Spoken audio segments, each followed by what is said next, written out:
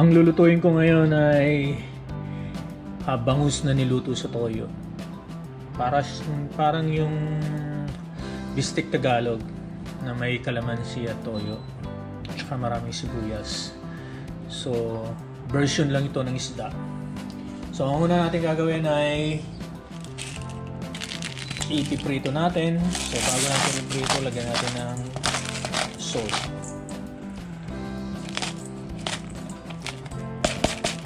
Mga isda dito frozen. Buti sa Pilipinas fresh. So, kaya medyo lamog-lamog na yung mga isda dito sa sobrang frozen nila. So ngayon, prito na natin. Nagpainit na ako ng mantika dito. So makikipag-gera na tayo dahil bangus ito. Ihanda na natin ang ating shield. So,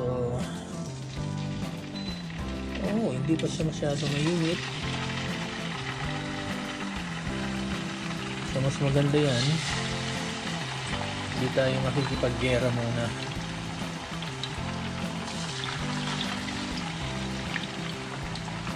And then takpan natin. Baligtarin na natin.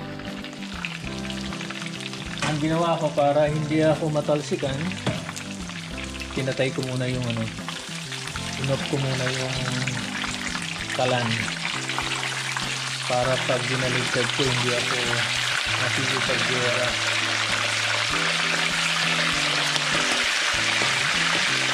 So, alright, takpan natin ulit.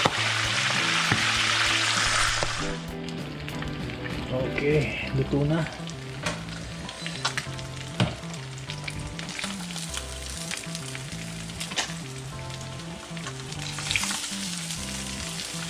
Ngayon, ang susunod natin, maggigisa naman tayo.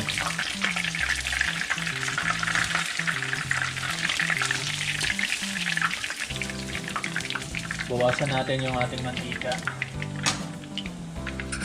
Ngayon, maggigisa na tayo. Nanin natin yung ating bawang. Sabay na natin yung ating sibuyas.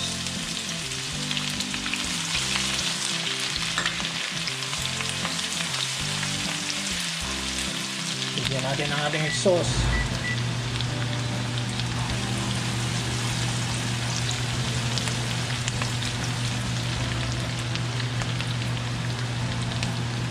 Sabay na natin, ilagyan na natin yung ating calamansi juice. Yung calamansi juice natin, 10 yan, bali 1/4 cup na 1/4 cup. And then soy sauce. Soy sauce 1/4 cup din. Lagyan natin 1 teaspoon of pepper. Ground black pepper.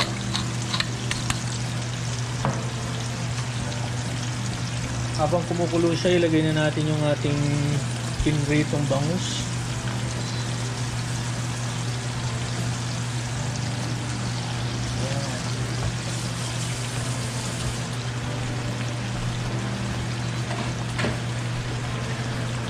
Saka natin siya takpan.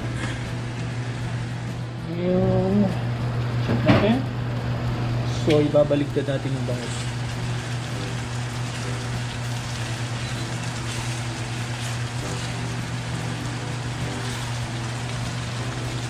Medium heat.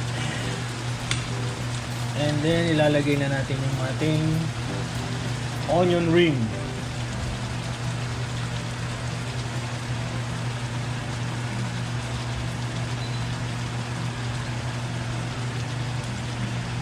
So, luto na. Ganyan lang siya kadali.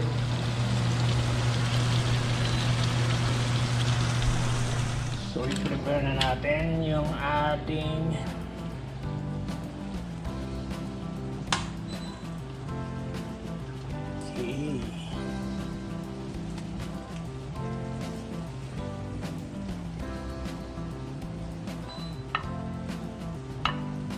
lagyan natin ng onion ring.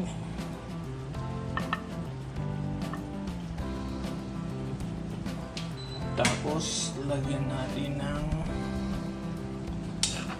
siyempre yung sauce natin. Oops.